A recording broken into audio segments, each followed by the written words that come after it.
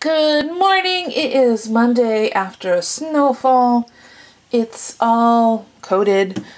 Some places have nearly 3 feet. We didn't get quite that much. I think about 6 inches, so that's definitely on the much lighter side. So I went to go make my juice and I'm out of Boost. So let's make some Boost, which actually I think I have to do in a separate video. I'll put a link once the video is live because I get questions about the Boost that I use all the time. Well, that's done. That was easy peasy. So now I have my own little Boost mix, which I will label so Polly doesn't look at it and go, why is there sandy dirt in the kitchen? It's not dirt. It's my Boost. So this little sample from nuts.com, I think was $2.50 or $3, and it's perfect because I didn't know whether I was going to like it or not, and it's a great way to test some things out, particularly some of the organic items that you may not have tried before. Like, this is the way I first tried spirulina, and it's fabulous instead of having to commit to an entire pound container. So I'm gonna clean up, make my juice, and get my morning started. Yeah, I have a boiling tornado in there. Oh, cool. Science is fabulous. So I'm making homemade mac and cheese, and I'm using this Veggie. And it's a 12-ounce package, so I'm going to do the whole thing.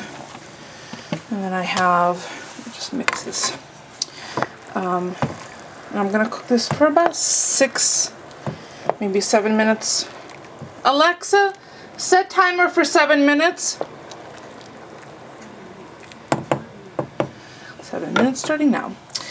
So I have grated sharp cheddar, flour, dill, lactose-free milk, mushrooms, frozen peas, and panko breadcrumbs. I have my little pan off to the side. Let me preheat the oven. Alexa, what's left on timer? About 30 seconds. 30 seconds. As a trick, I always do the timer 1 minute less, because that way if I'm out of the room, I have time to get to where I am.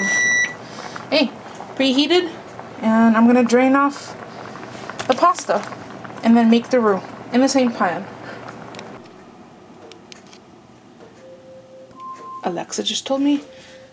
Alexa, stop! I'm gonna add equal parts of fats and flour. So I have a little bit of flour over here. I'm gonna start off with 3 tablespoons. And it's the same, let me just turn this down. Same pan I just used to make the pasta. Butter and flour, 3 tablespoons of each. Just gonna cook off the raw flour, and then I will add probably 1.5 cups of milk for now, and then my cheese and the black pepper. Actually, I might use white pepper and a little bit of salt, maybe a little sriracha. Let's get that going. I totally just sneezed when I opened the white pepper. I'm going to use a little less than half a teaspoon. It's strong. Oh, my nose is still tingling. And I'll do a squeeze of dill and some garlic powder and probably sambal, or yeah, I think I'm going to do sambal because it's garlic in it too. And then mix that up. Okay, it's getting thick, so I can switch from the whisk. I'm going to turn that down too. And then start adding cheese. And then I'll use my wooden spoon again. Pasta's in the sink in a strainer.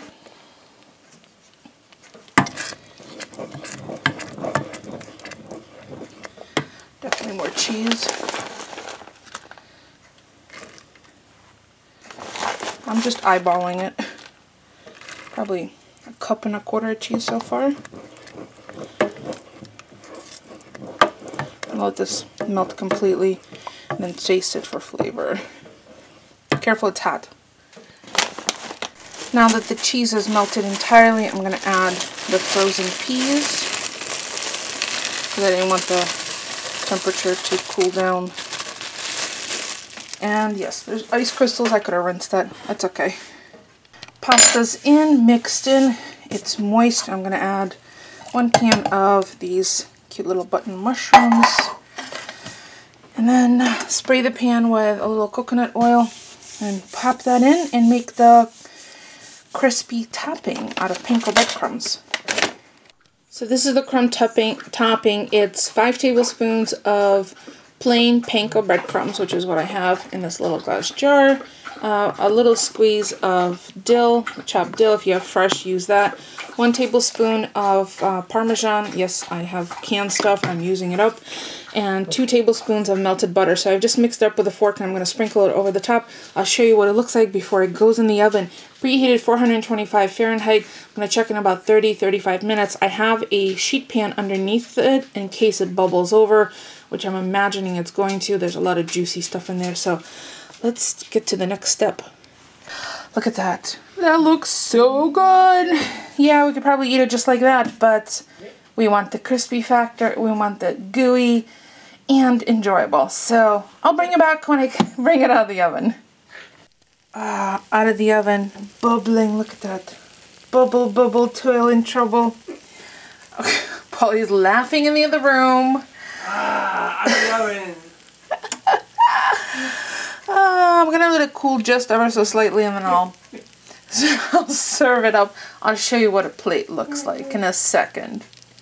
There it is, served up with a dollop of sour cream and some dill weed. Oh, yeah, spoon or fork?